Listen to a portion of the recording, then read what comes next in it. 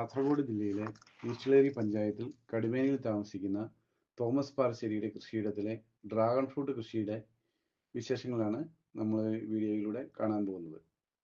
ഏകദേശം 100ഓളം തൈകൾ തോമസ് ചേട്ടന് ഇവിടെയും വീടിൻ്റെ പരിസരത്തുമായി നട്ടുപിടിപ്പിച്ചിട്ടുണ്ട്.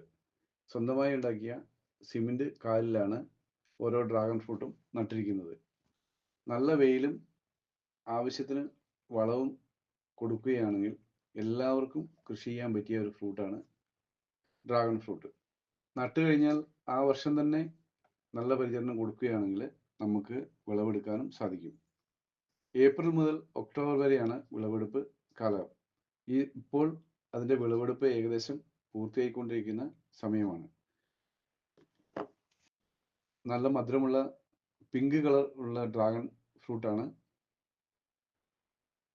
ഏകദേശം 500 ഗ്രാം മുതൽ 750 ഗ്രാം വരെ തൂക്കമുള്ള കായകൾ ഉണ്ടാകാറുണ്ട്. ഇനിയിപ്പോൾ ഇതിൻ്റെ വിളവെടുപ്പ് കഴിഞ്ഞതുകൊണ്ട് പ്രൂൺ ചെയ്ത് അടുത്ത വിളവെടുപ്പിനുള്ള തയ്യാറെടുപ്പിലേക്ക് കടക്കേണ്ട സമയം ആണ്. പ്രൂൺ ചെയ്ത് ജൈവവളവും ഇട്ട് കൊടുത്തു കഴിഞ്ഞാൽ അടുത്ത വർഷത്തേക്കുള്ള പൂക്കൾ ഉണ്ടാകാൻ വേണ്ടി തുടങ്ങുന്നതാണ്. ഇത് മുറിച്ച് കഴിഞ്ഞാൽ നമുക്ക് നല്ല പിങ്ക് കളറിൽ ആണ് ഇതിന് ഉൾവശം കാണുവാൻ സാധിക്കുന്നത്. നല്ല ടേസ്റ്റും ഉണ്ട്. ഇതിൻ്റെ വേര് പിടിപ്പിച്ചതും അല്ലാത്തതുമായ തൈകൾ ആവശ്യമുള്ളവർ തോമസ് ചേട്ടനുമായി ബന്ധപ്പെടുമല്ലോ. അദ്ദേഹത്തിൻ്റെ ഫോൺ നമ്പർ ഞാൻ കമൻറ്റ് ബോക്സിൽ കൊടുക്കുന്നതാണ്.